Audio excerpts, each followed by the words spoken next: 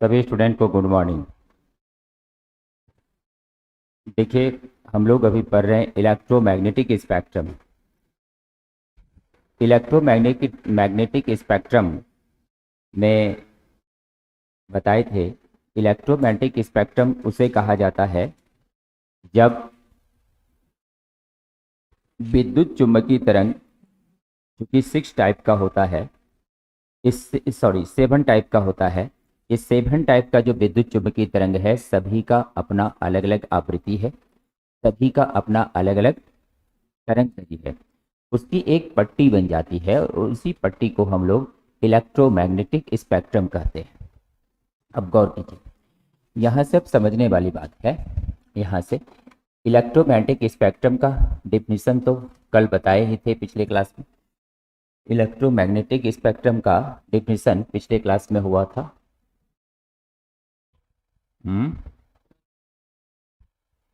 Lock हो गया है।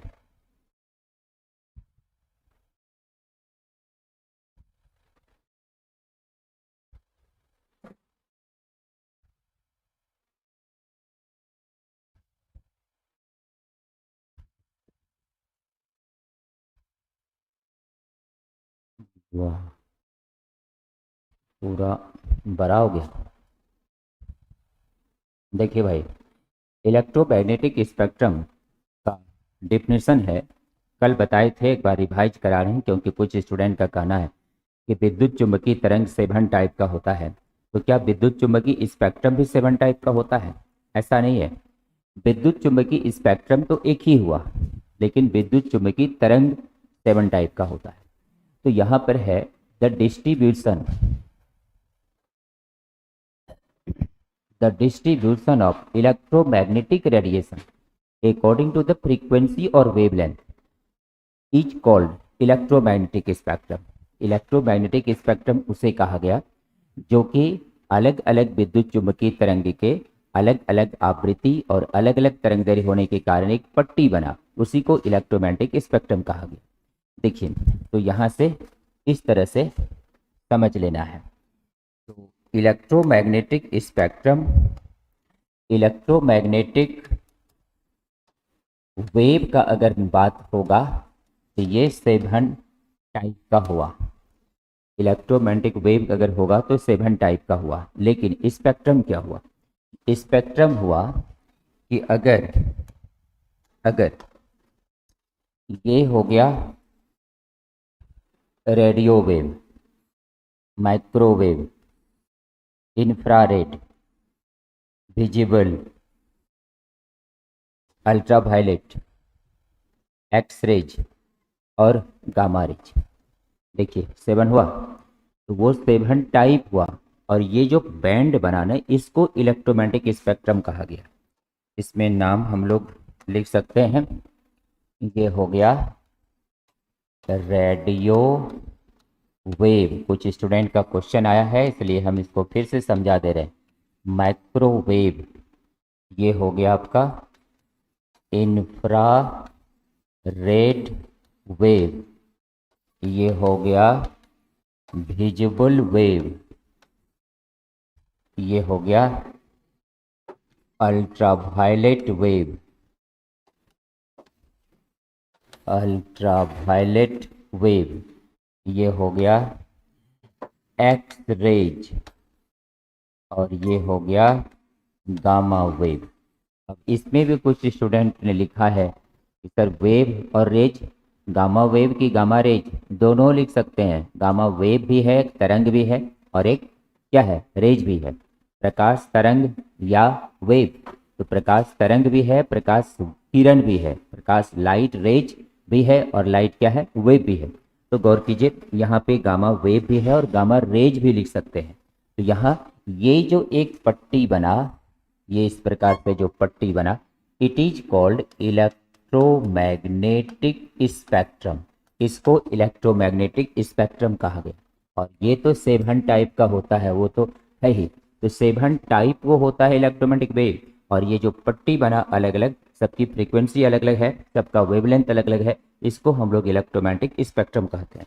डिफिनीशन में बहुत साफ लिखा हुआ है, the distribution of electromagnetic radiation according to the frequency और wavelength is called electromagnetic spectrum. इस सभी का फ्रीक्वेंसी और वेवलेंथ अलग अलग है। अगर हम लोग इस तरफ से इधर आते हैं, इधर जाते हैं, तो फ्रीक्वेंसी का मान जो है बढ़ेगा, और अगर हम इधर आते हैं, इधर फ्रीक्वेंसी बढ़ता जाएगा। तो फ्रीक्वेंसी इधर जो है इंक्रीज कर रहा है, फ्रीक्वेंसी इंक्रीज हो रहा है। कल बहुत सारा फिगर से बताए थे। और जब इधर से इधर जाएंगे तो वेवलेंथ का मान क्या होगा, वेवलेंथ का मान उधर इंक्रीज करेगा। तो वेवलेंथ जो है इस तरफ इंक्रीज करेगा, वेवलेंथ इधर इंक्रीज करेगा। तो वेवलेंथ हो गया इधर इंक्रीज करेगा रेडियो वेव की तरफ, और फ्रीक्वेंसी इस तरफ। तो 7 टाइप का विद्युत, एक बार माइंड में क्लियर कर लेना है, विद्युत चुम्बकीय तरंग 7 टाइप का होता है। विद्युत चुम्बकीय स्पेक्ट्रम 7 टाइप का नहीं होता है। ये स्पेक्ट्रम एक ही हुआ, लेकिन अलग अलग तरंग को जब अलग अलग आवृत्ति और वेवलेंथ पे रखा गया, इसको इलेक्ट्रोमैग्नेटिक स्पेक्ट्रम कहा गया। समझ में आ गया? अब आगे बढ़ते हैं, अगले पॉइंट पे चलते हैं। देखिए, कल भी ये फिगर बताए थे, इसको केवल अभी संक्षेप में बताते हुए आगे बढ़ेंगे। इसमें साफ दिखाए थे, कंफ्यूजन 0% का है, 0% कंफ्यूजन होना चाहिए। एक एक चीज साफ साफ फिगर में, डिफिनेशन में, हर चीज में बताते जा रहे हैं। यहाँ पे इसमें साफ दिखाया गया है, एकदम साफ है। ये रेडियो वेव, माइक्रोवेव है ना, सभी वेव यहाँ पे इस तरह से जो है ये एक स्पेक्ट्रम बना रहा है। वो 7 टाइप का होता है वो अलग है, 7 टाइप तो है ही, यही एक स्पेक्ट्रम बना रहा है। इसी को हम लोग इलेक्ट्रोमैग्नेटिक स्पेक्ट्रम कहते हैं। यहाँ भी दिखाया हुआ है, इधर से जब इधर जाएंगे तो वेवलेंथ का मान बढ़ेगा, इधर से इधर जाएंगे तो फ्रीक्वेंसी का मान बढ़ेगा। ये फिगर भी कल समझाए थे, कल एक एक फिगर समझाए थे, फिर भी कुछ स्टूडेंट ध्यान नहीं देते हैं मन से पढ़ते समय, ना तो ध्यान से सुनते हैं, बाद में कंफ्यूज हो जाते हैं। इसलिए ध्यान से सुनिए कि बोला क्या जा रहा है, क्या समझाया जा रहा है, उसको पकड़ना है। तो जैसे कि कल क्वेश्चन आया कि क्या सर विद्युत चुंबकीय स्पेक्ट्रम 7 प्रकार का होता है? विद्युत चुंबकीय स्पेक्ट्रम 7 प्रकार का नहीं हुआ। विद्युत चुंबकीय स्पेक्ट्रम तो वो हुआ जबकि 7 प्रकार के विद्युत चुंबकीय तरंग को अलग अलग आवृत्ति और अलग अलग तरंग दैर्ध्य के आधार पर रखा गया, वो एक स्पेक्ट्रम बना, उसका नाम है विद्युत चुंबकीय स्पेक्ट्रम। तो यहाँ पर ये से यहाँ तक ये विद्युत चुंबकीय स्पेक्ट्रम है, इसमें सातों है। तो विद्युत चुंबकीय स्पेक्ट्रम तो एक ही हुआ ना, इसमें कि सातों को अलग अलग फ्रीक्वेंसी और वेवलेंथ के आधार पर रखा गया। आगे देखिए, ये फिगर भी कल आपको समझाए थे, और यहाँ पर इस फिगर पर ध्यान दीजिए। अब ये फिगर पर ध्यान दीजिए, ये फिगर सामने है, इसमें है ये 10 पावर 3 है और ये 10 पावर -13 है। अगर इसमें विजिबिलिटी नहीं हो रहा हो तो यहाँ से हम इसको लिख दे रहे हैं। यहाँ पे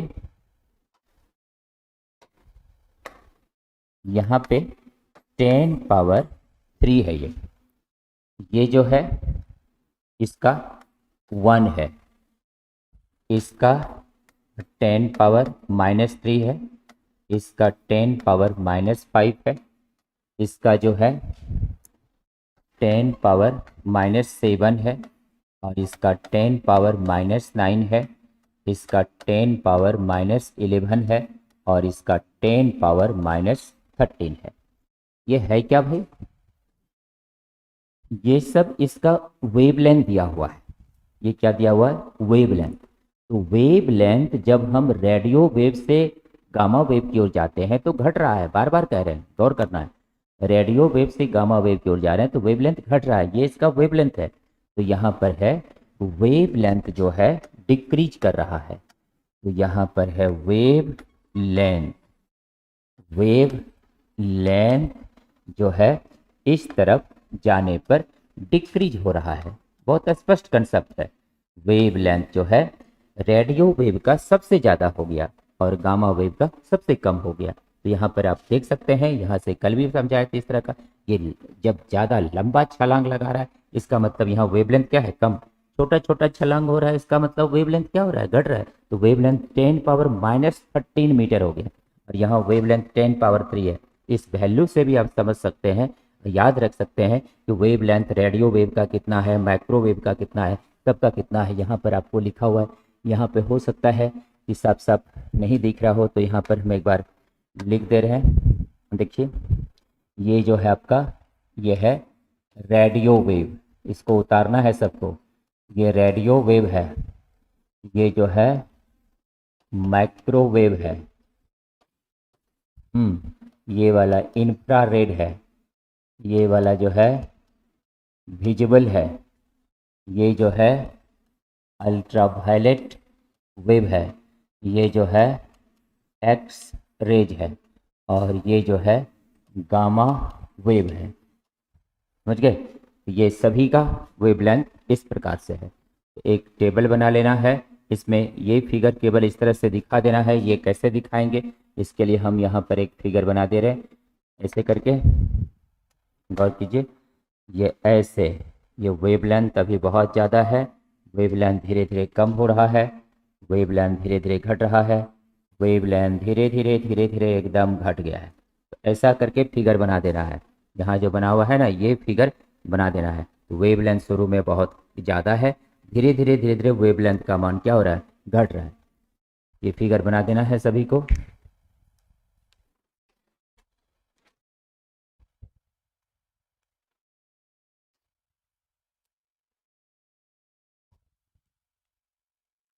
तेजी से बनाना है, तेजी से। तो देखिए, विद्युत चुंबकीय तरंग एक ऐसा तरंग है जो जो विद्युत और चुंबकीय क्षेत्र उत्पन्न करता है, यानी विद्युत चुंबकीय क्षेत्र के कारण ही ये जनरेट होता है। विद्युत चुंबकीय तरंग में हमेशा विद्युतीय और चुंबकीय गुण पाया जाता है। इसमें हम लोग पढ़े थे इसका वेलोसिटी के बारे में भी, कि विद्युत चुंबकीय तरंग का वेग c=E0/V0 होता है। पिछले क्लास में विद्युत चुंबकीय तरंग का वेग का मान भी निकाले थे। इसका मान 3 × 10⁸ मीटर पर सेकेंड होता है, जो कि प्रकाश के वेग के बराबर होता है। चलिए, नोट हो गया सबका? नोट हो गया? आगे बढ़े। 10⁻³ 1, 10⁻³ 2 का अंतर है, 5, 7, 9, 11, 13 हो गया ना। चलिए देखिए अब आगे।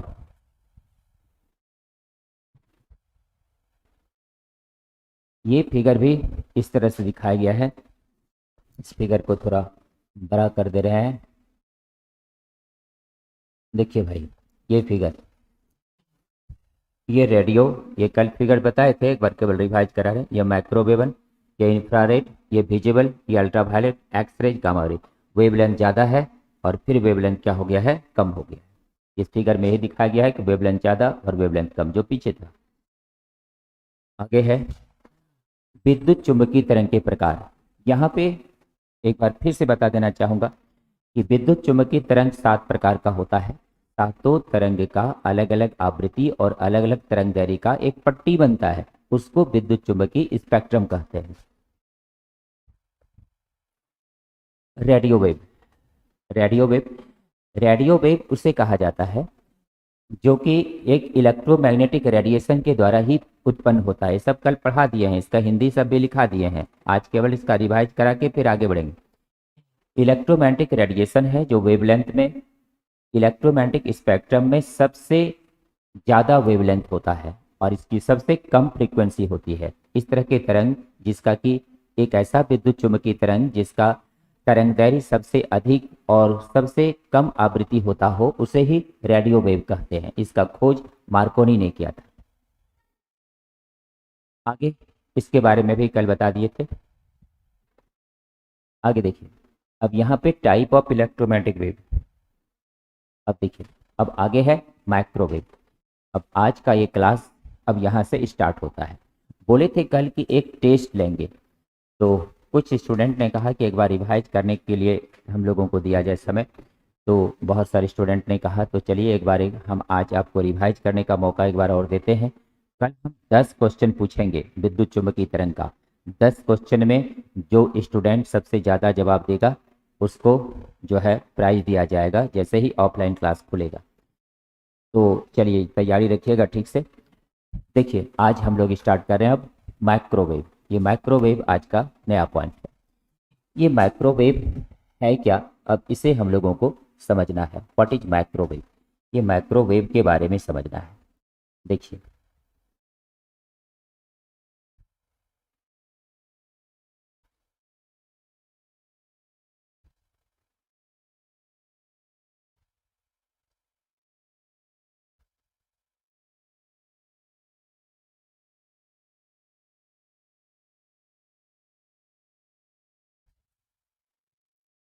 देखिए भाई, इधर रख दिए ताकि इधर हिंदी भी लिख देंगे। ये माइक्रोवेव है। माइक्रोवेव को हम लोग हिंदी में सूक्ष्म तरंग कहते हैं। ध्यान से समझना है, ध्यान से। माइक्रोवेव को हिंदी में सूक्ष्म तरंग कहते हैं। माइक्रोवेव का हिंदी होता है सूक्ष्म तरंग। तो माइक्रोवेव का हिंदी क्या है? सूक्ष्म तरंग। ये सूक्ष्म तरंग क्या है? The microwave are produced by oscillating electronic circuit. इसका मतलब हुआ इलेक्ट्रॉनिक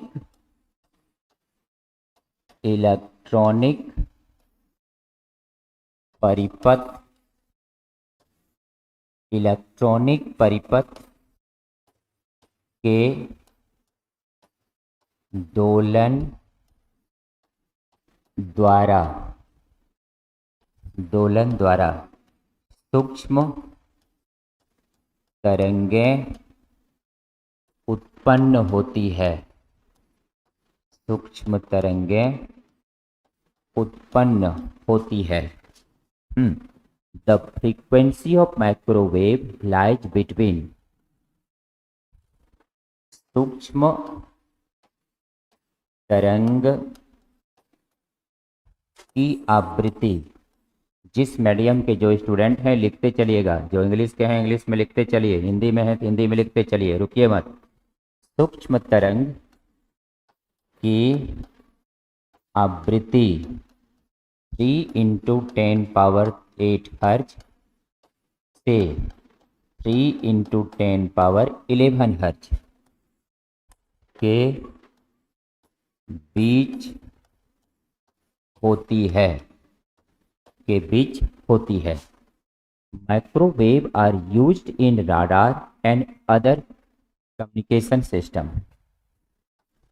सूक्ष्म तरंग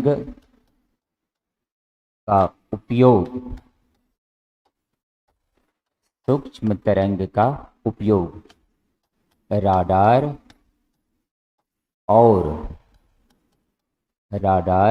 और विभिन्न प्रकार के संचार में होता है। देखिए भाई, तो ये था इसका हिंदी कि क्या इसका हिंदी होगा। तो ये इसका हिंदी था कि माइक्रोवेव का हिंदी क्या हुआ? सूक्ष्म तरंग। इलेक्ट्रॉनिक परिपथ के दोलन द्वारा सूक्ष्म तरंगें उत्पन्न होती है। सूक्ष्म तरंग की आवृत्ति 3 × 10⁸ हर्ज से 3 × 10⁻11 हर्ज के बीच होती है। सूक्ष्म तरंग का उपयोग राडार और विभिन्न प्रकार के संचार में होता है। समझ गए? ये था सूक्ष्म तरंग। अब इसमें आपको इसको किस तरह से याद रखना है, गौर कीजिएगा।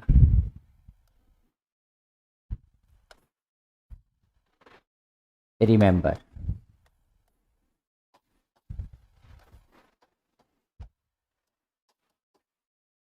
Point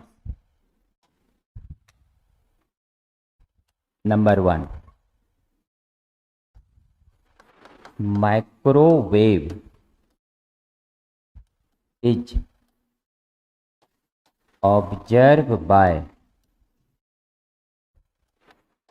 scientist Markovnikov. हिंदी है, सूक्ष्म तरंग का खोज वैज्ञानिक मार्कोनी ने किया। सूक्ष्म तरंग का खोज वैज्ञानिक मार्कोनी ने किया। सूक्ष्म तरंग का खोज वैज्ञानिक मार्कोनी ने किया। It is observe in 1998। यह 1998 में प्राप्त हुआ। यह 1998 में, सॉरी 1898 होता है, यह 1898 में प्राप्त हुआ।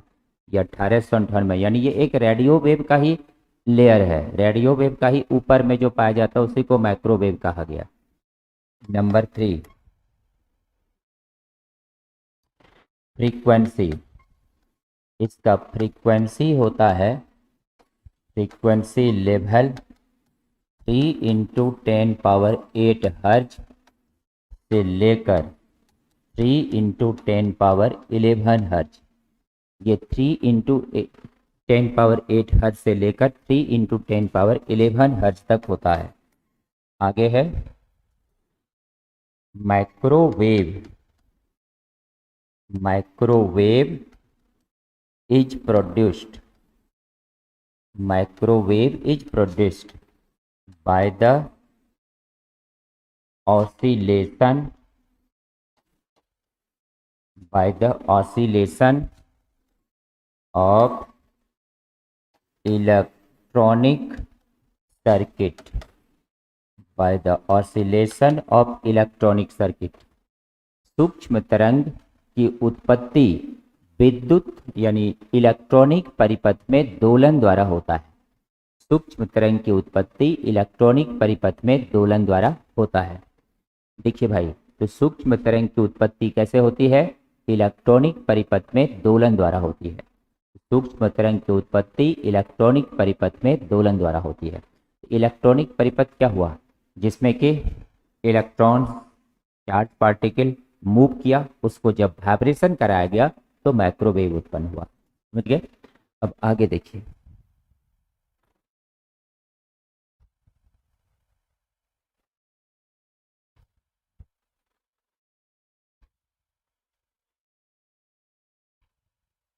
देखिए भाई, माइक्रोवेव।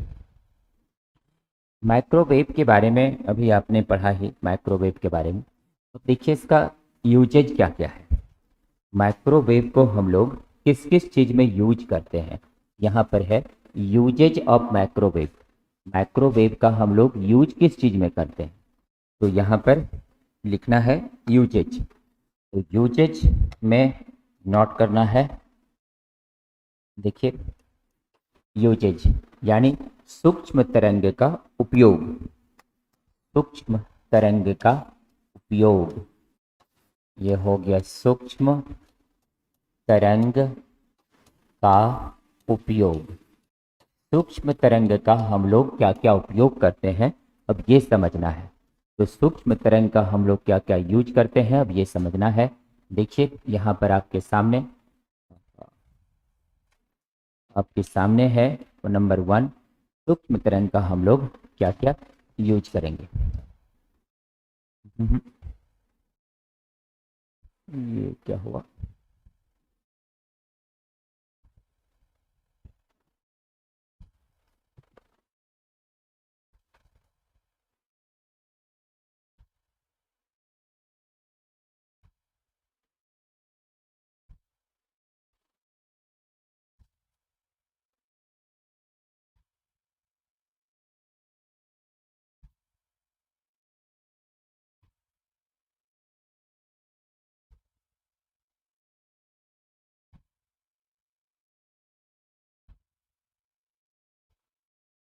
देखिए भाई, सूक्ष्म तरंग का हम लोग क्या यूज करेंगे? तो सूक्ष्म तरंग का बहुत सारा यूज होता है। सूक्ष्म तरंग यानी माइक्रोवेव का क्या क्या यूज करते हैं, क्वेश्चन आता है लगातार।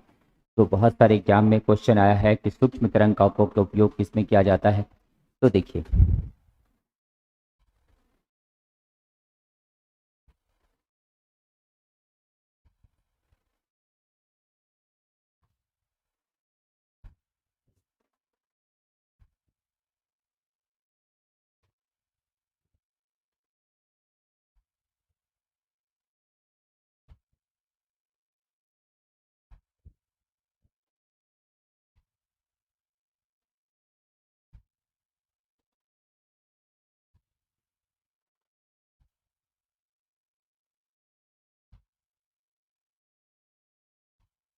देखिए ये है माइक्रोवेव। माइक्रोवेव का यूज है, ये जो आप देख रहे हैं ये माइक्रोवेवन है, इसको हम लोग माइक्रोवेवन कहते हैं। It is the microwave oven. इसका उपयोग माइक्रोवेवन में होता है। कैसे? इन कुकिंग, माइक्रोवेव ओवन, इसको माइक्रोवेव ओवन कहा जाता है। शॉर्ट में इसको माइक्रोवेवन भी कहते हैं। इसको हम लोग शॉर्ट में माइक्रोवेवन भी कहते हैं। इट इज माइक्रोवेवन, इसको माइक्रोवेवन कहते हैं शॉर्ट में। या इसका इसके ऐसे भी लिख सकते हैं, माइक्रोवेव ओवन, ऐसे भी लिख सकते हैं। तो माइक्रोवेवन कहें या माइक्रोवेव ओवन कहें, ये दोनों को मिला के माइक्रोवेवन कहा जाता है। ये माइक्रोवेवन है। मार्केट में आप माइक्रोवेवन को देखे होंगे। माइक्रोवेवन से खाना को बनाया जाता है और खाना को गर्म रखा जाता है।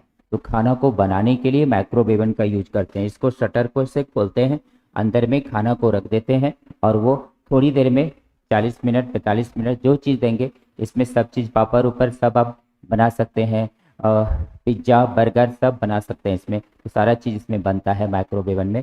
अलग अलग कंपनी का अलग अलग रेट होता है, लेकिन आपको अच्छी अच्छी कंपनी यहाँ पर आपको देखेंगे कि टेम्परेचर कितना रखना है, किसे बनाना है, ये सारा चीज़ में दिया रहता है। बहुत से आदमी अपने घर में आजकल माइक्रोवेवन का यूज खाना बनाने के लिए करते हैं। इसमें कोई गैस नहीं लगता है, इसमें कोई गैस उत्पन्न नहीं होता है। बहुत साफ सुथरा चीज़ है, आराम से किचन में रख सकते हैं और आराम से खाना बना सकते हैं। यह है माइक्रोवेवन। तो याद रखिएगा, इन कुकिंग यानी खाना बनाने में, इसका हम यहाँ पे हिंदी लिख दे रहे हैं, खाना बनाने में, खाना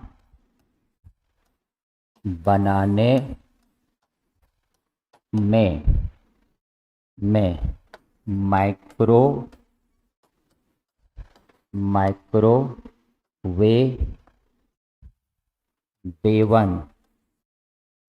का उपयोग, लिखते जाना है उपयोग में। उपयोग नंबर 1 हुआ, खाना बनाने में माइक्रोवेवन का उपयोग किया जाता है।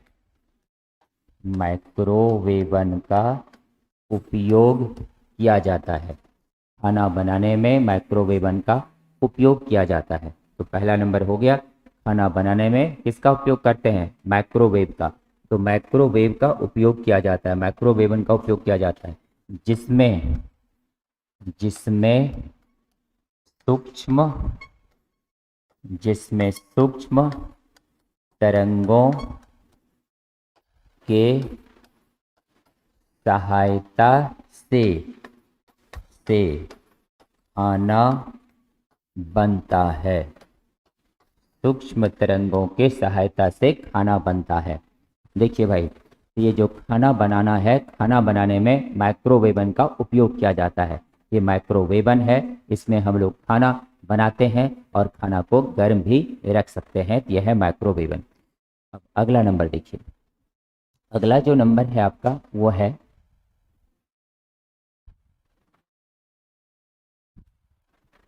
2 नंबर ही होगा ना ये।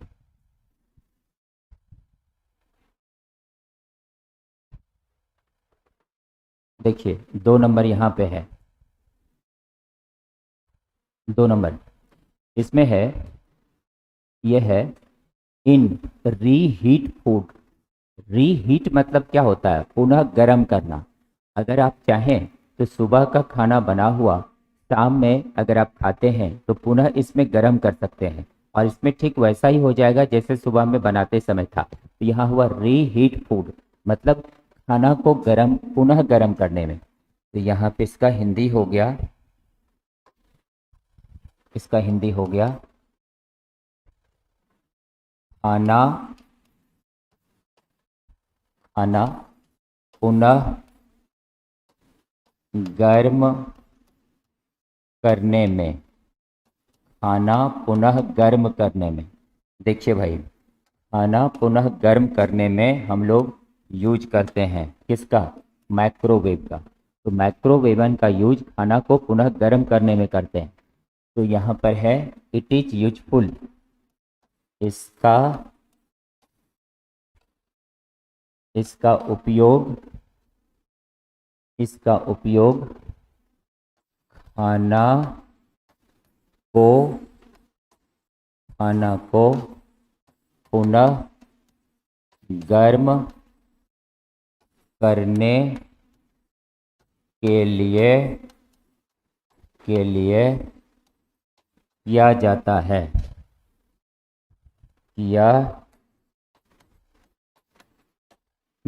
है।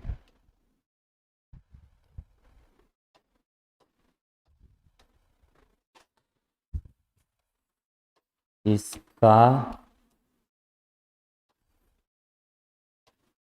उपयोग खाना को पुनः गर्म करने के लिए किया जाता है। देखिए भाई, अगर बहुत सारे होटल में आजकल माइक्रोवेवन रखता है, वहाँ पे जैसे आदमी आया खाने वाला, तुरंत माइक्रोवेवन में, गैस चूल्हा भी जलाना पड़े, माइक्रोवेवन स्विच खाली ऑन किया, खाना उसमें रख दिया, तुरंत गर्म आपको परोस दिया। लगेगा घर में खाना अभी तुरंत बना हुआ है, लेकिन खाना बना हुआ था सुबह, लेकिन उसमें जैसे दिया तुरंत गर्म हो गया और आपको दे दिया। आजकल बहुत सारे आदमी माइक्रोवेवन का उपयोग जो है, इसका उपयोग जो है बहुत सारे आदमी आजकल ठंडा दिनों में बहुत ज़्यादा करता है। क्यों? क्योंकि ठंडा दिन में तो तुरंत खाना ठंडा हो जाता है। अभी अगर 10 बजे खाना बना, 2 घंटे के बाद खाना तुरंत ठंडा हो जाएगा। तो उसको क्या करता है कि माइक्रोवेवन में करके बहुत लो टेम्परेचर करके इसको रख देता है। तो अगर आप 10 बजे खाना बनाए हैं तो आप शाम में 5 बजे भी खाते हैं तो आपको लगेगा एकदम गरम गरम खाना है, कहीं ठंडा नहीं हुआ है। इसलिए माइक्रोवेवन आज के समय में बहुत उपयोगी है। और इसमें उपयोग किया जाता है किसका? सूक्ष्म तरंग का, माइक्रोवेव का उपयोग होता है। माइक्रोवेव का उपयोग माइक्रोवेवन में खाना बनाने में होता है, खाना को गर्म करने में होता है। याद रहेगा दोनों बात। चलिए आगे बढ़ते हैं और अगला पॉइंट है, देखिए अगला पॉइंट है इन सैटेलाइट कम्युनिकेशन। इन सैटेलाइट कम्युनिकेशन, इन सैटेलाइट कम्युनिकेशन का मतलब हो गया, इसका हिंदी हुआ उपग्रह संचार में। उपग्रह संचार में, संचार में।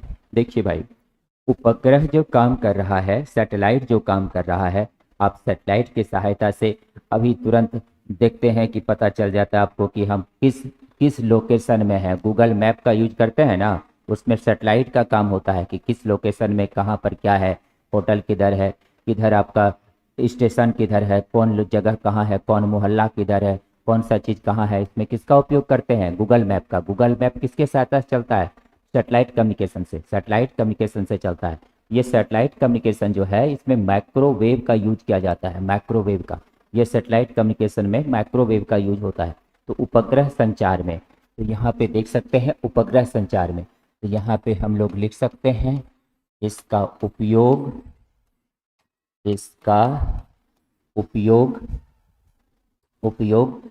विभिन्न, इसका उपयोग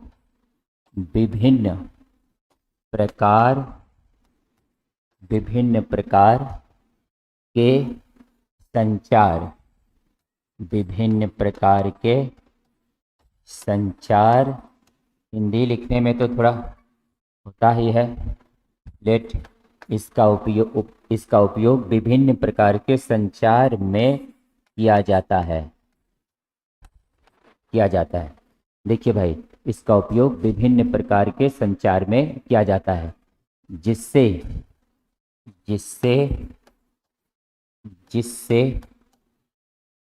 विभिन्न सूचनाएं प्राप्त होती है। जिससे विभिन्न सूचनाएं प्राप्त होती है। जिससे विभिन्न सूचनाएं प्राप्त होती है। देखिए भाई, इसके सहायता से विभिन्न सूचनाएं प्राप्त होती है। ये कौन कौन सी सूचनाएं प्राप्त होती है? इसके सहायता से हम लोगों को सूचनाएं प्राप्त होती है, खास करके अगर देखा जाए तो गूगल मैप का हम लोग यूज करते हैं। गूगल मैप का हम लोग यूज करते हैं। दूसरा नंबर में फाइंड लोकेशन। हम लोग लोकेशन को जानने में इसका यूज करते हैं। To search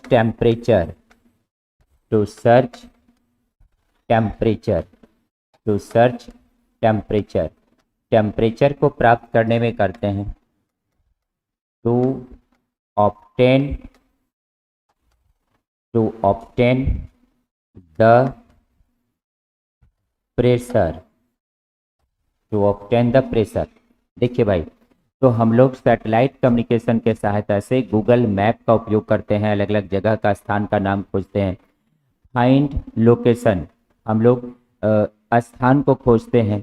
to search temperature, ताप, टीवी खोलते हैं, कहता है कि कलकत्ता का टेम्परेचर इतना, मुंबई का इतना, भागलपुर का इतना, पटना कितना, कैसे तुरंत हो जाता है, कहाँ से उसको पता चल जाता है टीवी वाले को? सब पता चलता है सेटेलाइट के सहायता से। सेटेलाइट के सहायता से उसको टेम्परेचर पता चलने लगता है कि किस जगह का टेम्परेचर कितना है। इसमें उपयोग किस तरह का हो रहा है? माइक्रोवेव का। तो माइक्रोवेव के सहायता से हम लोग ताप का पता लगाते हैं, मौसम के बारे में जानकारी प्राप्त करते हैं, अलग अलग स्थान का खोज कर पाते हैं। ये सब सेटेलाइट संचार में किसका उपयोग होता है? माइक्रोवेव का। तो माइक्रोवेव का उपयोग इसमें किया जाता है, इस तरह के संचार में होता है। आगे अब देखिए, अगला नंबर आपको बताते हैं। ये आप देख रहे हैं फिगर, यहाँ पर ये पृथ्वी है और यहाँ पे सेटेलाइट है। इस सेटेलाइट के सहायता से ही यहाँ से सिग्नल जो है वो ट्रांसमिट होता है। और ये सिग्नल, जैसे कि यहाँ से सिग्नल कोई गया, इस पे गया, इससे फिर इस पे आया और यहाँ पर ये सिग्नल से सूचना मिल गया। तो सेटेलाइट के सहायता से जो है हमें जानकारी मिल जाती है। अभी हम तुरंत गूगल मैप खोजते हैं, तुरंत सेटेलाइट से कनेक्ट हो जाता है। सेटेलाइट से कनेक्ट होकर के वो तुरंत सेटेलाइट से डायग्राम दे देता है किस स्थान का आप जगह का खोजना चाहते हैं। पूरा रोड, पूरा नक्शा आ जाता है। तो सेटेलाइट से आता है, सेटेलाइट तो ऊपर में है, वो सारा चीज़ देख लेता है। इसलिए ये सेटेलाइट के सहायता से सेटेलाइट संचार जो है होता है। और इसमें कौन सी तरह के यूज होते हैं? माइक्रोवेव।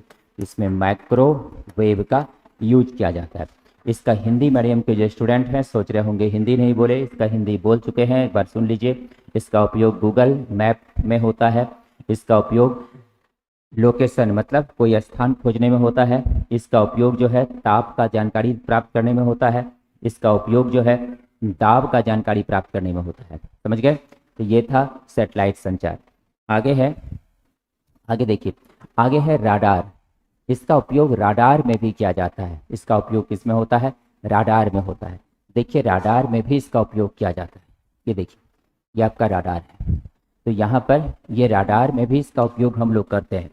ये जो फिगर है ये आपका राडार का है। ये राडार से ही हम लोग इसकी जानकारी प्राप्त कर पाते हैं। कोई पायलट राडार के सहायता से ही कंट्रोल रूम से जुड़ पाता है। ये राडार का पूरा टावर है।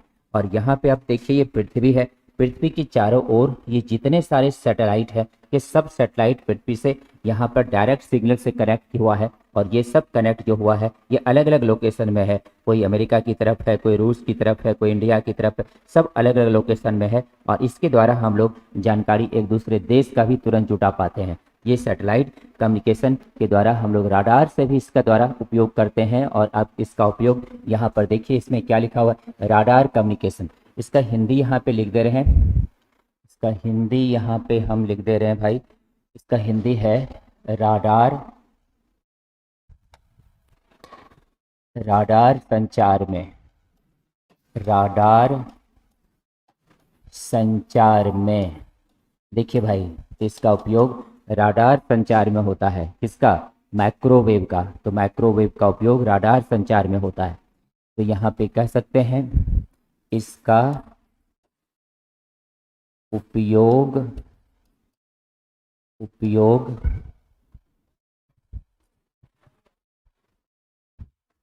हवाई जहाज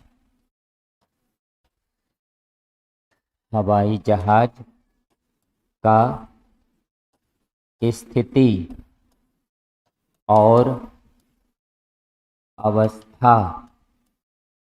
अवस्था जानने के लिए किया जाता है। देखिए भाई, आपको लगता होगा कि जो कोई पायलट अगर पटना से कोई हवाई जहाज उड़ा जा रहा है, वो दिल्ली या कलकत्ता जा रहा है, तो कैसे चला गया? ऊपर में क्या रोड बना हुआ है? ऊपर में कोई रोड नहीं है। उसको कंट्रोल रूम से राडार द्वारा वो संपर्क में रहता पायलट, और वो एरोप्लेन जो उड़ाता है वो यहाँ से जो उड़ा वो सीधा कलकत्ता वाले कंट्रोल रूम से फिर संपर्क में आ जाता है। और फिर वो उसको डायरेक्शन देते जाता है दोनों कंट्रोल रूम, और फिर वो जा करके उस हवाई अड्डा पे उतरता है। तो कंट्रोल रूम से राडार द्वारा ही संपर्क हो पाता है पायलट का। तो यदि ये नहीं हो पाता तो फिर वो जा नहीं पाएगा। और राडार में कौन से तरंग का उपयोग होता है?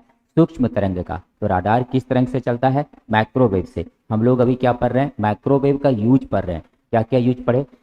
पहला यूज हम लोग पढ़े कि किस चीज़ में होता है। पहला यूज हम लोग पढ़े कि खाना बनाने में माइक्रोवेवन में होता है। दूसरा क्या पढ़े? सैटेलाइट में होता है। तीसरा क्या पढ़े? राडार में होता है। यानी माइक्रोवेव भी संचार प्रक्रिया में ही उपयोग किया जाता है। अब आगे देखिए, आगे अगर आप देखेंगे इसका जो है उपयोग होता है एरोप्लेन में। एरोप्लेन में इसका उपयोग होता है। हेलीकॉप्टर में इसका उपयोग होता है। रॉकेट में इसका उपयोग किया जाता है।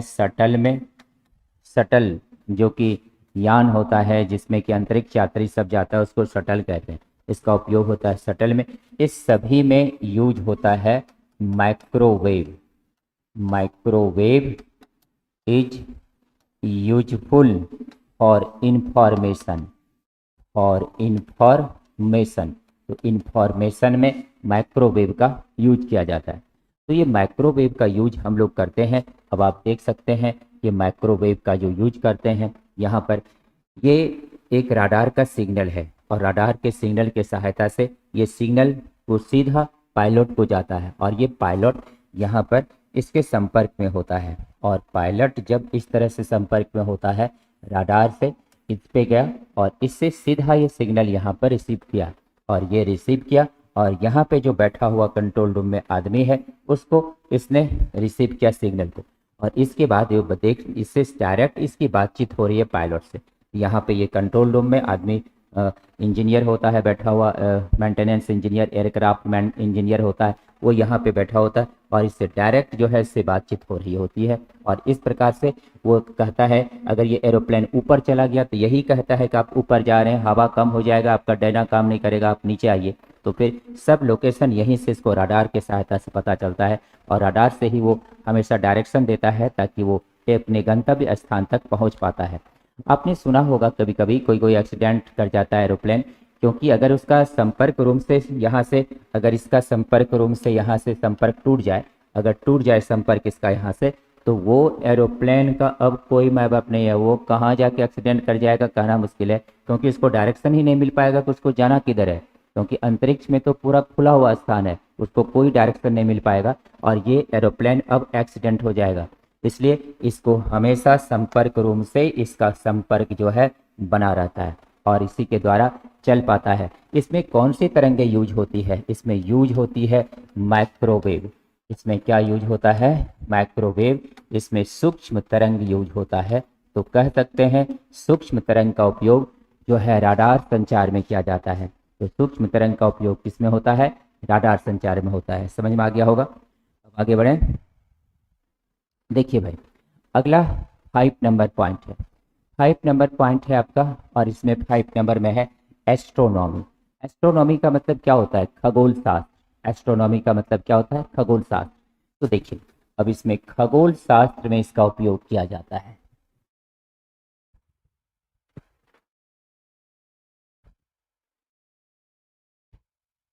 देखिए भाई, तो यहाँ पर अब इस जगह लिख रहे हैं खगोल शास्त्र, इसका हिंदी हुआ खगोल शास्त्र, का हिंदी होता है एस्ट्रोनॉमी, का हिंदी होता है खगोल शास्त्र। खगोल शास्त्र, एस्ट्रोनॉमी, ये खगोल शास्त्र है क्या? खगोल शास्त्र किसको कहते हैं? खगोल शास्त्र उसे कहा जाता है जो पृथ्वी से ऊपर, 11 क्लास में पढ़ाए होंगे astronomy. It is the part of physics which deals with the different types of bodies above the surface of earth। Physics का वो भाग जो पृथ्वी के ऊपर जितनी चीजें हैं, सूर्य, ग्रह, नक्षत्र, तारा, उसके बारे में हम लोग फिजिक्स में पढ़ते हैं। फिजिक्स के उसी पार्ट को एस्ट्रोनॉमी कहते हैं, खगोल शास्त्र कहते हैं। और पता है खगोल शास्त्र में किसका उपयोग होता है? माइक्रोवेव का। तो माइक्रोवेव का उपयोग जो है एस्ट्रोनॉमी में किया जाता है। खगोल शास्त्री माइक्रोवेव के सहायता से ही अंतरिक्ष की बहुत सारी गुत्थियों को सुलझा पा रहे हैं, गुत्थियों के बारे में जान पा रहे हैं, रहस्य के बारे में जान पा रहे हैं, उसमें माइक्रोवेव का उपयोग हो रहा है। तो यहाँ पे ध्यान देना है माइक्रोवेव। यहाँ पे देखिए लिखा हुआ है to obtain the cosmic microwave the entire sky is source of microwaves in every direction. इसका मतलब हुआ सूक्ष्म तरंग के सहायता से, सूक्ष्म तरंग के सहायता से कॉस्मिक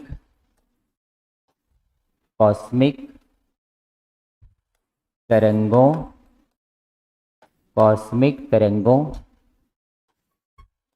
का पता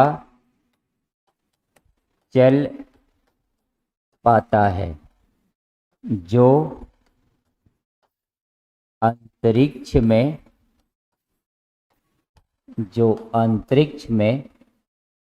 विभिन्न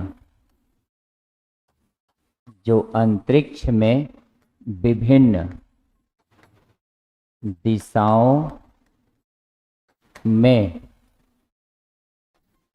सूक्ष्म तरंग के रूप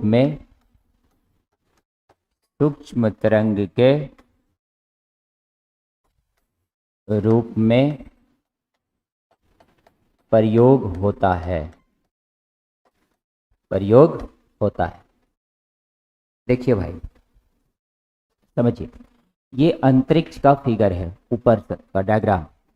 ये दिखाया गया है कि अलग अलग स्थान पर अलग अलग प्रकार का रेडिएशन हो रहा है, अलग अलग तरह का रेडिएशन इसमें फैल रहा है, रेडिएशन।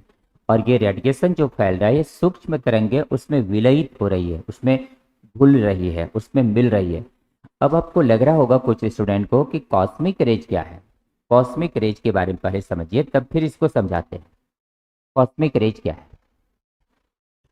ये पृथ्वी जो है, अभी जैसे धूप है, इस धूप में ये पृथ्वी बहुत तप रही है, गर्म हो रही है, गर्म हो गई। दिन भर धूप पड़ा पृथ्वी पर, गर्म हो गया, रात हो गया, सूर्य तो अस्त हो गया, पृथ्वी अभी भी काफी गर्म है। और रात के समय ये जो पृथ्वी जो तपी हुई है, इसका उष्मा विकिरण होता है। और यही उष्मा जब विकिरण होता है, जो फैलता है अंतरिक्ष में, ये कॉस्मिक रेज फैलाता है। अगर आकाश में बादल हो जाए तो लगेगा आपको बेचैनी जैसा अनुभव होगा, काफी गर्मी लगने लगेगा। रात में, दिन की बात नहीं कर रहे हैं, रात में काफी गर्मी लगने लगेगा। क्यों? क्योंकि ये पृथ्वी जो गर्म हुई दिन में, वो उष्मा छोड़ रहा है ऊपर अंतरिक्ष में, और वही कॉस्मिक रेज को फैला रहा है। और वो जो कॉस्मिक रेज फैल रहा है, वो अगर बादल आ गया तब तो आपको बहुत गर्मी होगी। बादल जहाँ नहीं है तो कॉस्मिक रेज फिर चला गया अंतरिक्ष में, वहां पे गर्मी नहीं लगेगी। क्वेश्चन आता है, जब रात में बादल छाया होता है तो हमें गर्मी का अनुभव होता है। क्यों? क्योंकि दिन में जो पृथ्वी तभी है, वो उष्मा रात में वो छोड़ रही है अंतरिक्ष में। और बादल आ गया तो उष्मा वो बाहर निकल नहीं पा रहा है, इसलिए जो उस एरिया में जो आदमी है उसको गर्मी लगने लगा। लेकिन जहाँ बादल नहीं है वहाँ पे उष्मा रेडिएशन बाहर चला गया, फिर वहाँ पे गर्मी नहीं लग रही है। तो ये कॉस्मिक रेज इसी को कहा जाता है। तो यहाँ पे ये जो पृथ्वी है हम लोगों की, ये जो पृथ्वी है, ये पृथ्वी दिन में तप गई, ये अर्थ ये दिन में तप गई। और ये जो रात में जो रेडिएशन चारों तरफ इसका फैल रहा है, यही रेडिएशन यहाँ पर कॉस्मिक रेज उत्पन्न करता है, कॉस्मिक रेज उत्पन्न करता है। और ये कॉस्मिक रेज का अध्ययन हम लोग माइक्रोवेव के सहायता से करते हैं।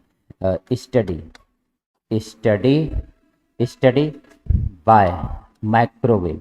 तो माइक्रोवेव के सहायता से हम लोग कॉस्मिक रेज का अध्ययन करते हैं, जो कि इसमें आपको दिखाया गया है, इस फिगर में दिखाया गया है, फिर आपको इस फिगर में भी दिखाया गया है, फिर आपको इस फिगर में भी दिखाया गया है। ये कॉस्मिक रेज है, और ये कॉस्मिक रेज के द्वारा इसका रेडिएशन चारों तरफ फैल जाती है। और ये हम माइक्रोवेव के सहायता से ही इसको हम लोग अध्ययन कर पाते हैं। ये सब माइक्रोवेव के सहायता से अध्ययन कर पाते हैं। तो याद रखिएगा, तो माइक्रोवेव का उपयोग किसमें होता है, किसमें? खगोल शास्त्र के अध्ययन में, है ना। खगोल शास्त्र के अध्ययन में कॉस्मिक किरणों की सहायता से बहुत सारे रेडिएशन को देखने के लिए माइक्रोवेव का उपयोग खगोल शास्त्र के रूप में किया जाता है। अब आगे है इसमें अगला पॉइंट। अब अगला पॉइंट देखिए, यहाँ पर इंफ्रारेड वेव आ गया है। इंफ्रारेड वेव में जाने से पहले आपको इसका अब हम डिफिनेशन बताते हैं पहले, उसके बाद हम इस पर आएंगे। देखिए अब ये इंफ्रारेड वेव पर चलेंगे पहले हम लोग। इंफ्रारेड वेव क्या है? इंफ्रारेड वेव यहाँ पर आपको मिल जाएगा। आइए, इंफ्रारेड वेव देखिए भाई, अब आपका जो पहला नंबर है रेडियो वेव पढ़े आप, दूसरा माइक्रोवेव पढ़े, और तीसरा क्या है? Infrared wave. अब देखिए इंफ्रारेड वेव किसे कहा जाता है? What is infrared wave? Infrared wave क्या है? नंबर 3, इंफ्रारेड वेव किसे कहा जाता है? इंफ्रारेड वेव किसे कहते हैं? इसका हिंदी है अवरक्त तरंग। अवरक्त तरंग का हिंदी है अवरक्त तरंग। देखिए भाई, ये अवरक्त तरंग किसे कहते हैं? अवरक्त तरंग क्या है? अवरक्त तरंग किसे कहा जाता है? यहाँ पे है infrared rays were discovered by Herschel. Infrared का खोज किसने किया? हर्सेल वैज्ञानिक ने किया। तो यहाँ पर हम लोग लिख लेंगे, हिंदी वाले स्टूडेंट के लिए लिख दे रहे हैं, अवरक्त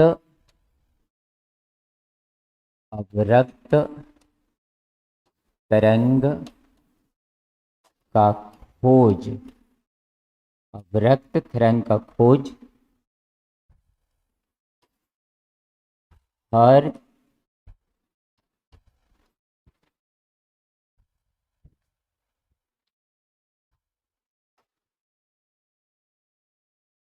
अवरक्त तरंग का खोज हर्शेल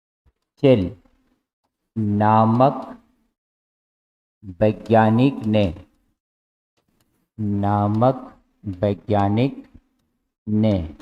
1800, इंग्लिश में नहीं लिखा हुआ टाइम, इसमें लिख लीजिए, इंग्लिश वाले भी लिख लीजिएगा, 1800 ईस्वी में किया। देखिए भाई, तो इंफ्रारेड तरंग का खोज किसने किया? चलिए अब याद रखना है, इंफ्रारेड तरंग का खोज किसने किया? हर्सेल ने किया। कब किया? 1800 में किया। इंफ्रारेड का खोज हर्सेल ने 1800 में किया।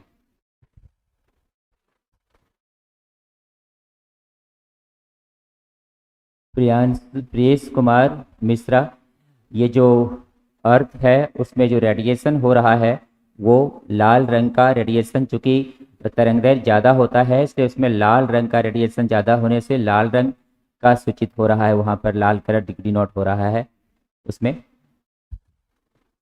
देखिए भाई, मैं किया आगे है, infrared rays are heat radiation and therefore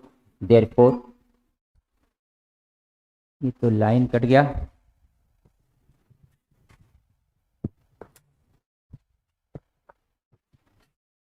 line cut गया है। चलिए इस बीच में जनरेटर स्टार्ट हो रहा है, आप लोग को कुछ क्वेश्चन पूछ रहे हैं, जवाब दीजिए, क्लास चालू है। लाइन आ जाएगा तो फिर इस पर क्लास लेंगे। आ गया है लाइन आ गया है, चलिए क्लास ले रहे हैं। एक क्वेश्चन पूछ ही लेते हैं, बताइए, अभी तुरंत पढ़ाए हैं, देखते हैं किसको किसको याद रहा। बताइए, माइक्रोवेव का खोज किसने किया? माइक्रोवेव का खोज किसने किया? ऑनलाइन चैट पे जवाब दीजिए, माइक्रोवेव का खोज किसने किया? माइक्रोवेव का खोज किसने किया? जवाब दीजिए, माइक्रोवेव का खोज किसने किया? काजल कुमारी, 1800 ईस्वी में ही हुआ था खोज, इसलिए 1900 नहीं होगा।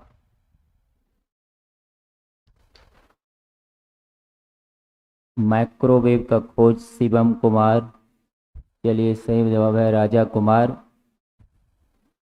बहुत जवाब आ गया है, धन्यवाद आप सभी को।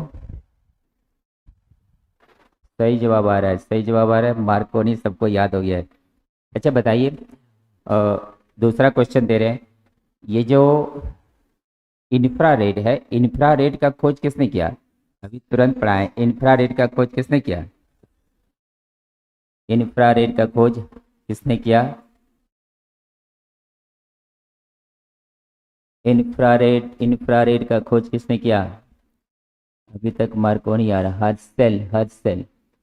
हर्ट्ज़ेल ने किया। Thank you. इंफ्रारेड का खोज हर्ट्ज़ेल वैज्ञानिक ने किया। बहुत बहुत धन्यवाद। चलिए, बहुत सारी चीज़ें ऐसी होती है जो आपको क्लास में याद होता चला जाएगा। इसलिए कहा जाता है कि साइंस एक रेगुलर क्लास करने का चीज़ है। अगर आप पसंद करते हैं तो फिर आपको अगला क्लास में उतना फ़ायदा नहीं हो सकता। इसलिए हमेशा रेगुलर चाहे जो हो, हम लोग भी हमेशा कोशिश करते हैं। तबीयत खराब भी होती है तो भी दवाई खा करके भी पढ़ाने की कोशिश करते हैं। और जब हम पढ़ते थे पढ़ाई के समय भी इस बात का ध्यान रखते थे कि क्लास हमारा डेली प्रतिदिन पढ़ाई करें। और आज भी अभी जब पढ़ाते हैं तो इस समय भी ध्यान रखते हैं कि क्लास छुट्टी ज़्यादा ना हो और हमेशा क्लास रेगुलर रखते हैं चाहे जो भी हो। इसलिए आप सबको भी इस बात का ध्यान रखना है, चाहे जो भी हो आप क्लास रेगुलर करें, तभी आपको मैक्सिमम फ़ायदा हो पाएगा। चलिए आगे हम लोग बढ़ते हैं और अब आगे बता रहे थे आपको माइक्रोवेव के बारे में, सॉरी इंफ्रारेड के बारे में बताने वाले हैं। इंफ्रारेड वेव क्या है इसके बारे में हम लोग अब चलेंगे। इंफ्रारेड वेव पूरा होगा उसके बाद आज छुट्टी होगी। पहले इंफ्रारेड वेव को पूरा बढ़िया से पढ़ लेना है। इंफ्रारेड वेव को पढ़ लेना है उसके बाद फिर छुट्टी होगी। तो हर्षेल जिन्होंने भी जवाब दिए हैं बिल्कुल सही है। हर्षेल, वर्षा रानी, मुकेश कुमार, एकता, सोनम, सबका जवाब सही है। हर्षेल बिल्कुल सही है। चलिए देखिए भाई, आगे बढ़ते हैं और अब हम लोगों का है अगला, यहाँ पे समझना है इंफ्रारेड वेव के बारे में समझना है। इंफ्रारेड वेव क्या है? What is infrared wave? इसी पर हम लोग अभी चल रहे थे, इंफ्रारेड वेव पर, और लाइन कट गया था। आप सभी को किसी तरह की असुविधा के लिए खेद है। चलिए, लाइन तो अपने हाथ में होता नहीं है, कभी कभी कट जाता है। देखिए यहाँ पर है infrared rays were discovered by Herschel. Infrared rays are heat radiation and therefore all hot bodies are the source of the infrared rays. About 60% of the solar radiation is infrared in nature. The frequency range infrared 3 into 10 power 11 to 4 into 10 power 14 hertz। देखिए भाई, अब गौर कीजिए, इसका हिंदी लिख दे रहे हैं। Hindi medium वाले student के लिए ज़रूरी है, तो यहाँ पर इसका हिंदी हो गया। अब ये हम लोगों का जो है ना तीसरा नंबर है, नंबर 3, ये है अवरक्त तरंग। अवरक्त तरंग,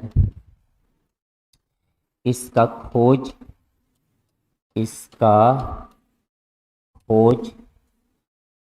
विलियम भी लिख सकते हैं क्योंकि इनका पूरा नाम विलियम हर्शेल है। विलियम हर्शेल नामक वैज्ञानिक ने 1800 ईस्वी में किया। 1800 ईस्वी में किया। 1800 ईस्वी में किया। आगे है इसमें rays are heat radiation wave. अवरक्त तरंग उष्मा उत्सर्जक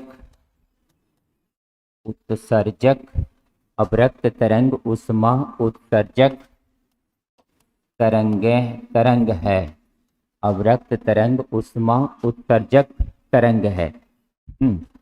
और heat radiation wave and therefore all hot bodies are the source of infrared wave. अतः सभी गर्म वस्तुएं अवरक्त तरंगों का स्रोत है, अवरक्त तरंगों का स्रोत है, अवरक्त तरंगों का स्रोत है। लगभग about 60% of the solar radiation are infrared. प्रकृति में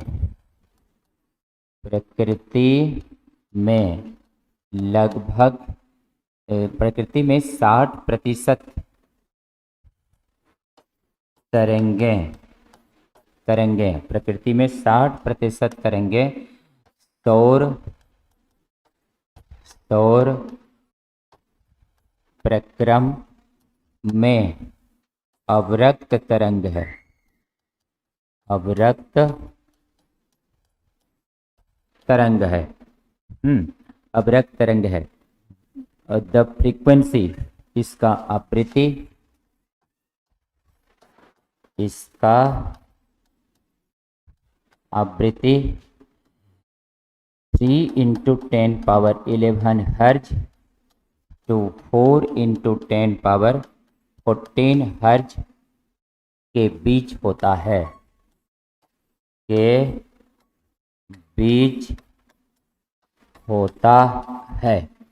देखिए भाई, हिंदी एक बार पढ़ रहे हैं तेजी से।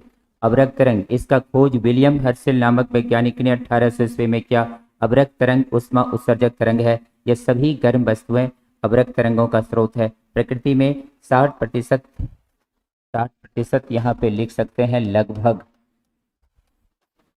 हाँ, प्रकृति में 60% लगभग तरंगे सौर प्रक्रम में अवरक्त तरंग है। इसका आवृत्ति 3 × 10⁻11 हर्ज से 4 × 10⁻14 हर्ज के बीच होता है। यह है अवरक्त तरंग का डिफिनेशन। अवरक्त तरंग इसी को कहा जाता है। और ये रेडियो वेव, माइक्रोवेव के बाद क्या है? अवरक्त तरंग में इंफ्रारेड वेव। अब देखिए, अब यहाँ से हम लोगों को आगे इसके बारे में ये सब बातों को याद रखना है इस तरह से। Remember,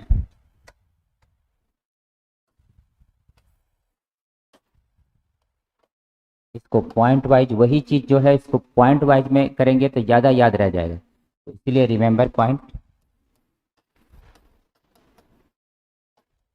remember points. Number 1,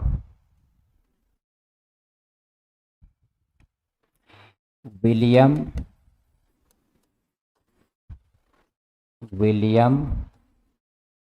Herschel discover the microwave, sorry infrared wave, discover the infrared wave. इसका हिंदी है, विलियम हर्शेल ने अवरक्त तरंगों का खोज किया। विलियम हर्शेल ने अवरक्त तरंगों का खोज किया।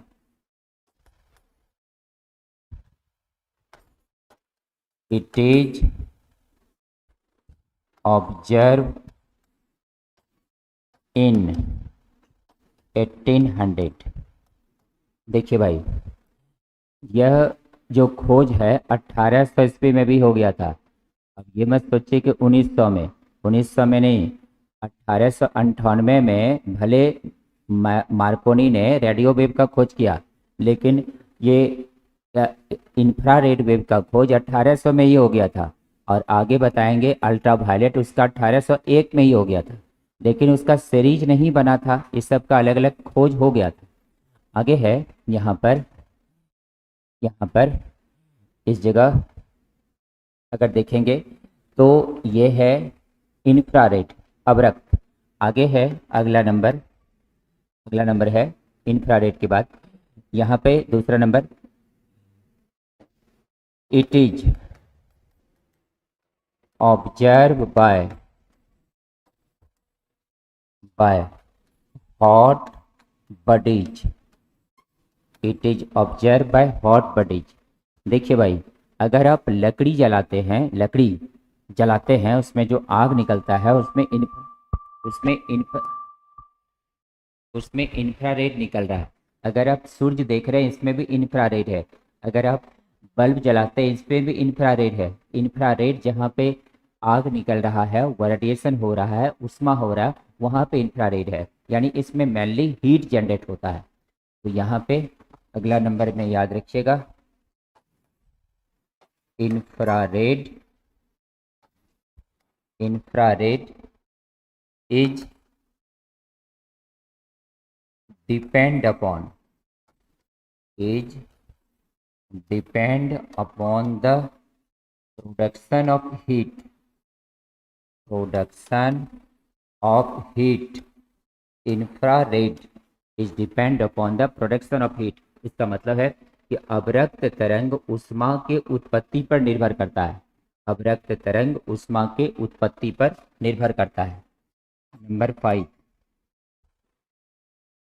It's frequency, it's frequency level is 3 into 10 power 11 हर्ज टू 4 into 10 power 14 हर्ज। इसकी जो आवृत्ति होती है 3 गुना 10 पर पावर 11 हर्ज से 4 गुना 10 पर पावर 14 हर्ज तक होती है। तो ये था आपका इंफ्रारेड वेव क्या है, इंफ्रारेड वेव किसे कहते हैं, और इसमें इस बातों को याद रखना है।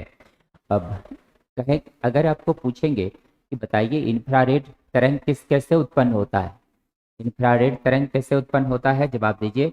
लाइव चैट ऑन है। इंफ्रारेड तरंग कैसे उत्पन्न होता है? How can the infrared wave is produced? अवरक्त तरंग कैसे उत्पन्न होता है? जवाब दीजिए। अवरक्त तरंग कैसे उत्पन्न होता है? अवरक्त तरंग कैसे उत्पन्न होता है? जवाब दें सभी स्टूडेंट। अवरक्त तरंग कैसे उत्पन्न होता है? How can the infrared wave is produced?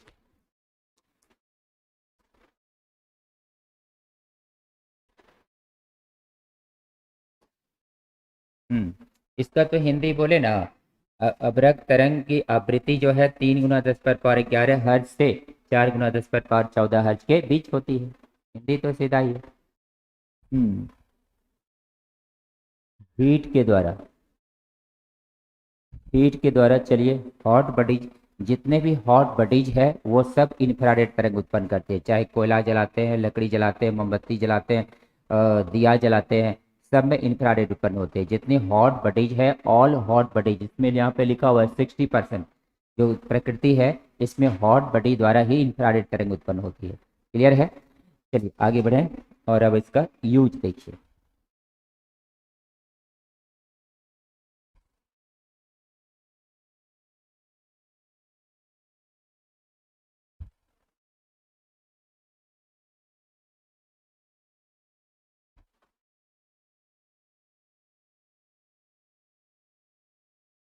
देखिए अब यहाँ से समझिए इसका use, use of infrared. Infrared का यूज क्या है अब आपको यहाँ से समझना है। देखिए भाई, इसका फिगर थोड़ा आपको बड़ा कर दे रहे हैं, यहाँ पे है। देखिए uses of infrared, uses, uses of infrared मतलब अवरक्त तरंग का उपयोग। यूजेज ऑफ इंफ्रारेड, अवरक्त तरंग का उपयोग। इसका हिंदी हुआ अवरक्त,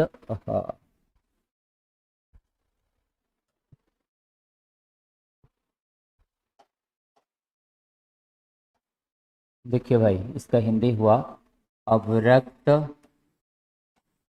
अवरक्त तरंग का उपयोग, अवरक्त तरंग का उपयोग। अवरक्त तरंग का उपयोग क्या है? तो पहला यूज है इसका, अवरक्त तरंग का फर्स्ट यूज है in solar system water heater and cooker. इसका मतलब हुआ नंबर 1, यह यह सौर, यह सौर प्रक्रम में पानी को,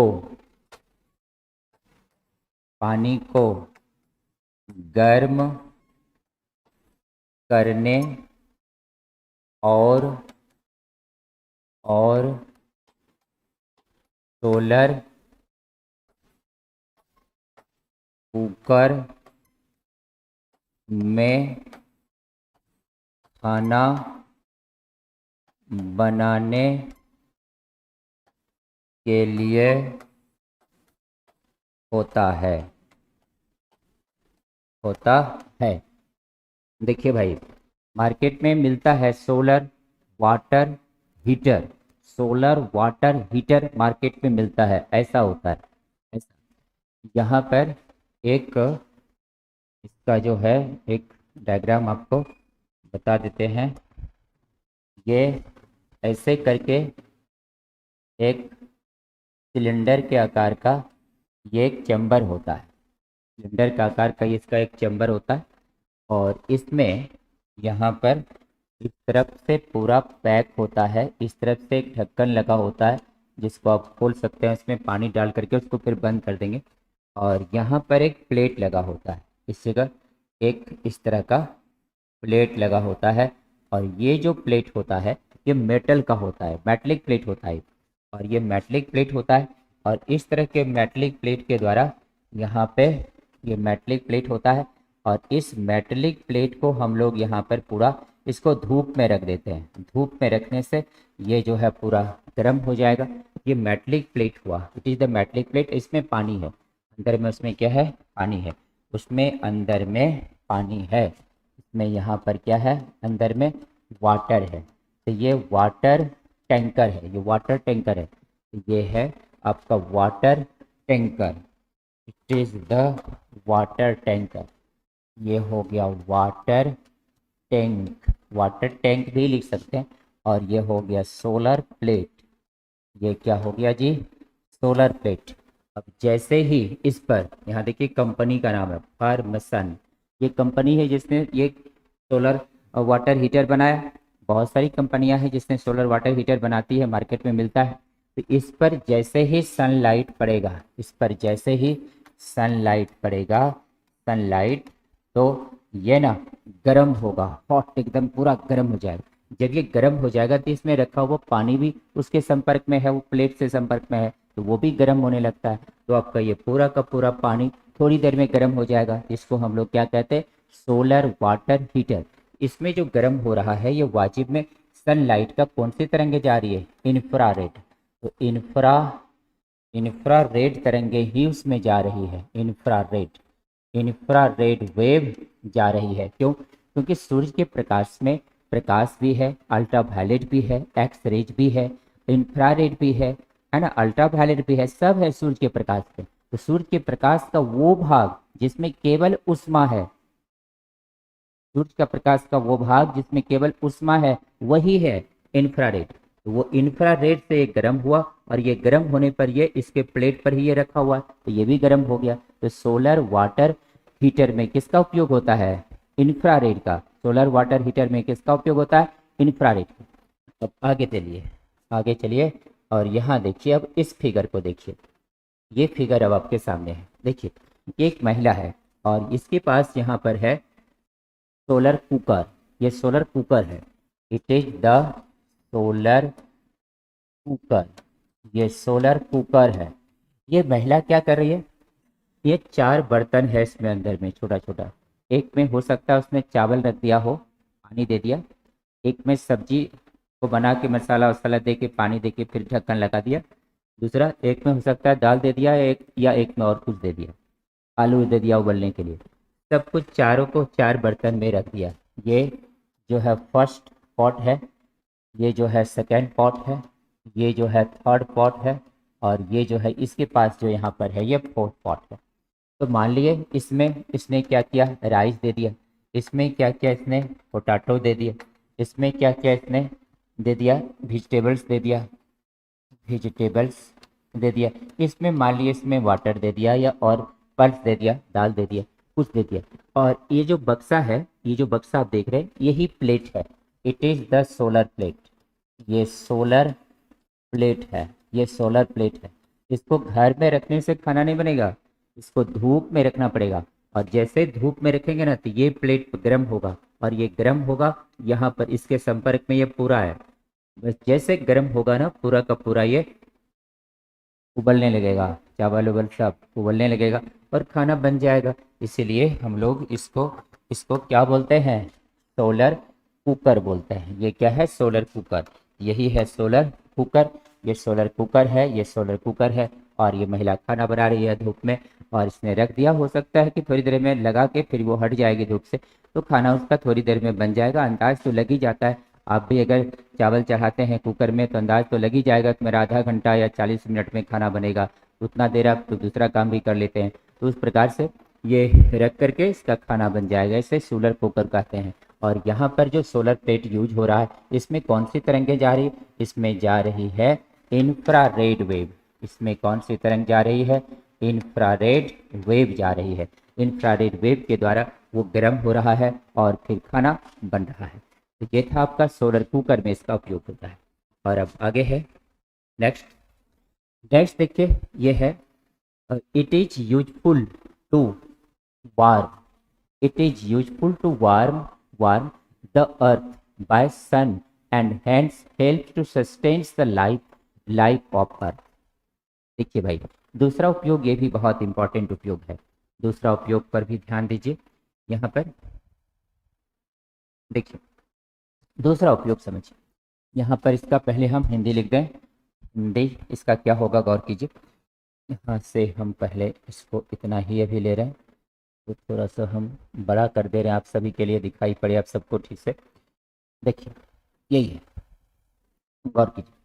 अब यहाँ पे आपको ध्यान ये देना चाहिए, सबसे पहले नंबर दूसरा यूज इसका हम लोग कर रहे हैं। दूसरा यूज इसमें है क्या, it is useful to warm the earth by sun and hence help to sustain the life of earth. इसका उपयोग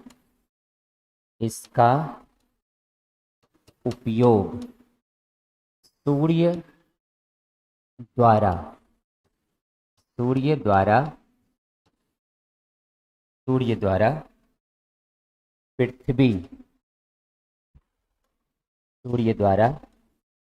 पृथ्वी को गर्म करने के लिए होता है, गर्म करने के लिए होता है, ताकि पृथ्वी पर जन जीवन का रहना संभव हो।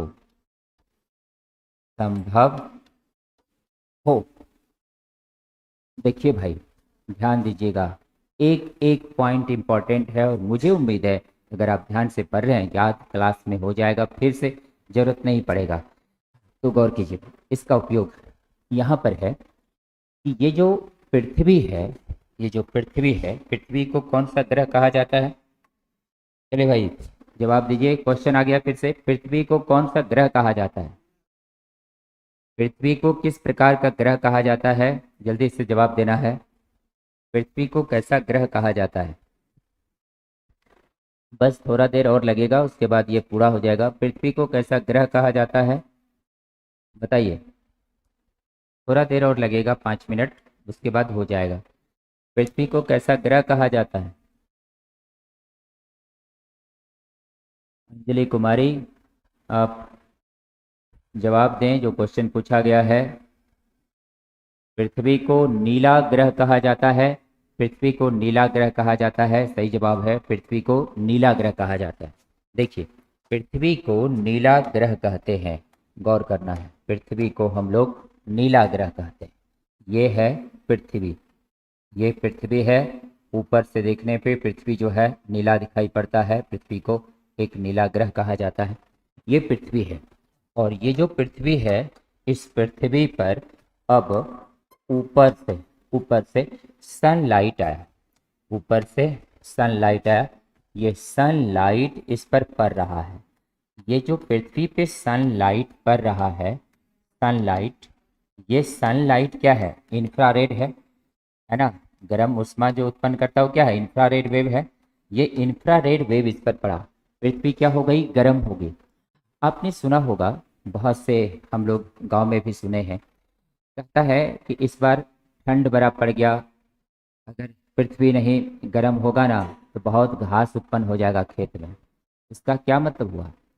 घास हो जाएगा तो फसल नहीं ठीक से होगा, घासे फसल को बर्बाद कर देगी। तो फिर आदमी क्या करता है ना, जोत देता है खेत को, कहता है धूप होगा ना गर्म से वो एकदम तब जाएगा, घास सब खत्म हो जाएगा, खूब बढ़िया फसल होगा। मतलब धूप नहीं होगा तो ठीक से पौधा नहीं रह पाएगा, पौधा नहीं होगा तो आदमी नहीं रह पाएगा, जीव जंतु नहीं रह पाएगा, क्योंकि हम लोग जितने जीव जंतु हैं अधिकांश सब पौधे पे निर्भर करते हैं। और पौधा किस पे निर्भर करता है? सूर्य के प्रकाश से खाना बनाता है, आप सभी को पता है। और जब पौधा नहीं रहेगा तो हम लोग रह पाएंगे? मुश्किल है। इसलिए ये यहाँ पे कहा गया है कि इसका उपयोग सूर्य द्वारा पृथ्वी को गर्म करने के लिए होता है, ताकि पृथ्वी पर जनजीवन का रहना संभव हो। और अगर ये पृथ्वी गर्म नहीं होगी तो पृथ्वी पर अगर ठंडी पड़ जाएगी तो बहुत आदमी को ठंडी से बीमारी हो जाएगी, बहुत आदमी ठंडा से ब्लड ब्लड सब जाम होने लगेगा, सर्कुलेशन कम हो जाएगा, उसके बाद तब तो फिर कहानी मुश्किल हो जाएगी। तो ब्लड सर्कुलेशन ही नहीं हो पाएगा तो आदमी जीवन रह पाएगा? इसलिए यहाँ पे ये पृथ्वी का गर्म होना भी क्या है, जरूरी है। दूसरी बात, आपने सुना होगा कि पृथ्वी गर्म होती है तो यहाँ से हवा गर्म होकर उठती है और वो समुद्र से होते हुए पानी को भरते हुए चलती है और फिर वर्षा होती है। तो अगर पृथ्वी गर्म नहीं होगी तो फिर वर्षा नहीं होगी, तो बहुत सारा प्रॉब्लम हो जाएगा। तो पृथ्वी को गर्म करने के लिए कौन सी तरंग का उपयोग हो रही है? अवरक्त तरंग। तो पृथ्वी को गर्म करने के लिए अवरक्त तरंग का उपयोग हो रहा है। क्लियर है? चलिए आगे बढ़े। आगे देखिए, आगे है आपका इसका उपयोग यहाँ पर है इस जगह। एक और चीज समझाना था इसमें, एक और चीज इसमें फिगर नीचे था, एक और फिगर यहाँ पे नीचे फिगर देखिए, तीसरा नंबर देखिए, यहाँ पे देखिए तीसरा नंबर। ये तीसरा नंबर अब आपके सामने आ गया।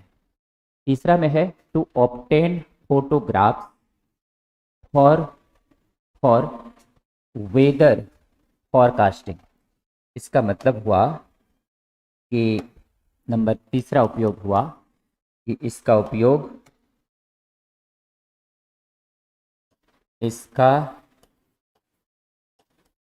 इसका उपयोग जलवायु जलवायु से संबंधित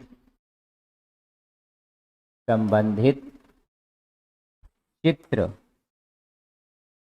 जलवायु से संबंधित चित्र को प्राप्त करने में होता है।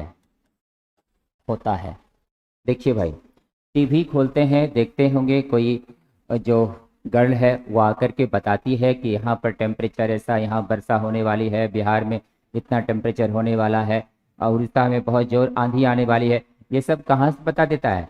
उसमें उपयोग होता है इंफ्रारेड वेव का। इंफ्रारेड वेव के सहायता से ही यहाँ बता रहा है कि थोड़ा सा बादल है, यहाँ बता रहा है, यहाँ बता रहा है, इस जगह बता रहा है। देखिए सोमवार को बता रहा है कि पूरा सूर्य जो है बादल से ढक गया है, मंगलवार को बता रहा है कि वर्षा हो रही है, एक सप्ताह पहले का बता दिया। कहाँ से बता दिया? इंफ्रारेड के द्वारा। तो यहाँ पर बता दिया कि थोड़ा सा बादल रहेगा। अभी अपना आप मोबाइल खोलिएगा, उसमें वेदर में सब आ जाएगा तुरंत। कहाँ से आ रहा है? इंफ्रारेड के द्वारा बता रहा है। ये फोटो खींचने में इंफ्रारेड का यूज होता है। यहाँ बता दिया फिर मौसम एकदम साफ रहेगा, यहाँ बता दिया फिर बादल आ जाएगा। तो ये सब बता रहा है फोटो कहाँ से खिंचा रहा है? इंफ्रारेड के द्वारा खिंचा रहा है। याद रखना है कि अवरक्त तरंग का उपयोग जो है आकाश में जो वेदर है उससे संबंधित फोटोग्राफ को प्राप्त करने में होता है। चलिए आगे बढ़ते हैं और अगला पॉइंट देखिए। अगला पॉइंट अब आपके सामने है नंबर, इसी में ये और एक चीज यहाँ पे दिखाए हैं वेदर के बारे में। वेदर वेदर वही किस समय कितना टेम्परेचर है वो भी हम लोग इसके सहायता से जान पाते हैं। ये भी इसमें दिखाया गया है जो अभी पीछे समझा रहे। अब यहाँ पे आपका नंबर 4 है। नंबर 4 में अब आप देख सकते हैं कि इसका उपयोग जो है फॉग लाइट में होता है, यानी कि सूक्ष्म तरंग का उपयोग फॉग लाइट में किया जाता है। सूक्ष्म तरंग, सॉरी सूक्ष्म नहीं, अवरक्त तरंग, अवरक्त अवरक्त तरंग का उपयोग फॉग लाइट। फॉग मतलब क्या होता है? कुहासा, जो कुहासा में लाइट होता है, इसका उपयोग कुहासा वाले प्रकाश में होता है। कुहासा वाले प्रकाश में होता है। देखिए भाई, तो फॉग लाइट में किस क्वेश्चन आ जाता है, फॉग लाइट में किस तरंग का उपयोग होता है, फॉग लाइट में किस तरंग का उपयोग होता है, इंफ्रारेड।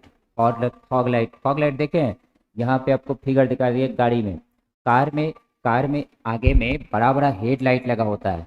ये ऊपर में यहाँ पे हेडलाइट है, ये हेडलाइट नहीं, आपको और फिगर आपको दिखाते हैं यहाँ पर।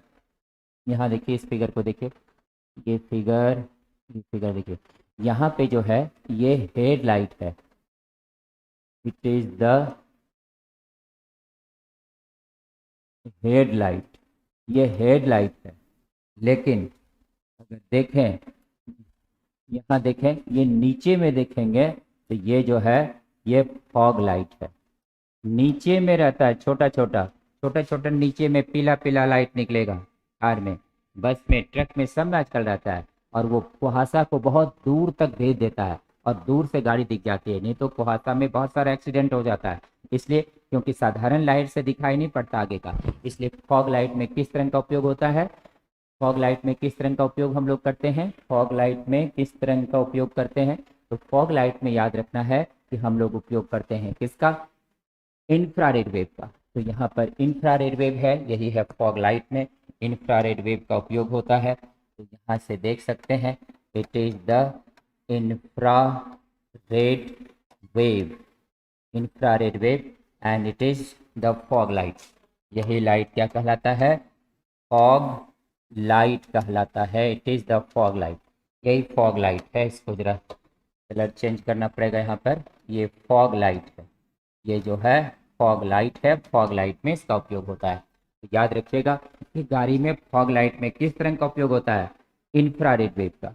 अगला नंबर है, अब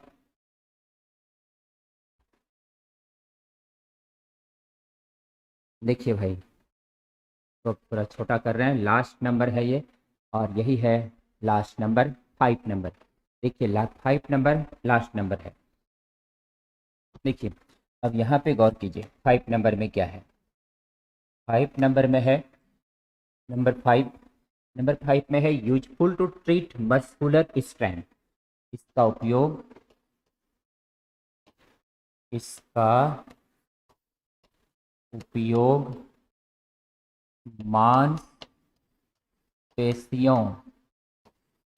मांसपेशियों के खिंचाव को कम करने के लिए होता है, मांसपेशियों के खिंचाव को कम करने के लिए होता है। देखिए भाई, मान लीजिए ये गर्ल है और ये दौड़ रही है या घर में चल रही है और अचानक से पैर मचक गया, हम लोग पैर का मचकना कहते हैं, तो घर में आम में बोलचाल भाषा में पैर जब मचक गया, यहाँ पर अब जोर से दर्द शुरू हो गया। अगर इंफ्रारेड वेव यहाँ पे डालेंगे, डॉक्टर के पास भी जाते हैं तो दर्द की दवाई दे देते हैं, लेकिन वो कहते हैं कि गर्म पानी से सेकिएगा, गर्म पानी से सेकिएगा। इसका मतलब दवाई नहीं भी खाएंगे ना, गर्म पानी से सेकेंगे ठीक हो जाएगा, क्योंकि गर्म जो पानी है या केवल तावा पे रख कर ऐसे अगर हम यहाँ पे रख रहे हैं, अगर यहाँ पे दर्द है तो ये ठीक हो जाता है। इसका मतलब इंफ्रारेड तरंगे जो जोड़ है, यहाँ पर देखिए इस आदमी को क्या हुआ है, ये एक आदमी है और इसका यहाँ पे खिंचाव आ गया है, इसको अगर यहाँ पे इंफ्रारेड वेव डाला जाएगा ना तो ये ठीक हो जाएगा। इंफ्रारेड वेव के द्वारा हम लोग किसी के मांसपेशियों के खिंचाव को दूर कर सकते हैं। तो याद रखिएगा, इंफ्रारेड तरंग का उपयोग किसी मांसपेशियों में खिंचाव को भी कम करने में उपयोग किया जाता है। एक और बात, अगर किसी आदमी का शरीर, बूढ़े सब आदमी सबका शरीर ठंडा के दिनों में बहुत ठंडा हो जाता है, तो जब डॉक्टर दवाई देता है ना तो दवाई काम नहीं करने लगता है, उसका शरीर एकदम शिथिल पड़ गया है, शरीर में ब्लड सर्कुलेशन कम हो गया है, दवाई भी नहीं काम कर रहा है, उसको तब पूरे शरीर पर इंफ्रारेड दिया जाता है। बड़े बड़े हॉस्पिटल में सुविधा है, जैसे ऑक्सीजन की सुविधा है ना बड़े बड़े हॉस्पिटल में, आजकल तो अब जनरल भी हो रहा है, तो वो पूरे शरीर पर इंफ्रारेड डाला जाता है, पूरा शरीर गर्म होता है, फिर इंजेक्शन दवाएं सब काम करने लगता है। उसमें किस तरह का उपयोग होता है? इंफ्रारेड का। तो याद रहेगा, इंफ्रारेड का उपयोग हम लोग किस किस चीज़ में करते हैं? इंफ्रारेड का उपयोग हम लोग करते हैं मांसपेशियों को खिंचाव को दूर करने के लिए। इसका उपयोग हम लोग करते हैं फॉग लाइट के रूप में। इसका उपयोग हम लोग करते हैं बहुत ऐसी चीज़ों में जो कि हम लोग देख सकते हैं। अभी आपको पीछे यहाँ पर बहुत सारी चीज़ें अभी बताए हैं। इसका उपयोग एक तो मस्कुलर पेन, दूसरा हो गया फॉग लाइट, तीसरा हो गया आपका ब्रॉडकास्ट में जो कि फिगर को प्राप्त करने के लिए करते हैं, और चौथा उपयोग हो गया आपका सोलर कुकर में खाना बनाने में होता है। और इसका उपयोग आपको यहाँ पर आप देख सकते हैं। अब इस चीज़ों को भी एक बार आप गौर कर लीजिए, यहाँ पे क्या लिखा गया है। यहाँ पर है, इसमें इसको समझ लेना है। लास्ट पॉइंट है अब ये, इंफ्रारेड। इंफ्रारेड बिलो रेड, मतलब लाल से नीचे, इसीलिए इसका नाम पड़ा इंफ्रारेड। इसमें shorter wavelength and higher frequency, इसकी जो तरंग दैर्ध्य है वो उससे कम है, लेकिन फ्रीक्वेंसी क्या होती है? ज़्यादा होती है। You can feel the longest ones warm on your skin, यानी अगर आपके शरीर पर कुछ गर्म का अनुभव हो रहा हो, गर्मी का अनुभव हो रहा हो स्किन पर, वहां पर वो क्या है? इंफ्रारेड है।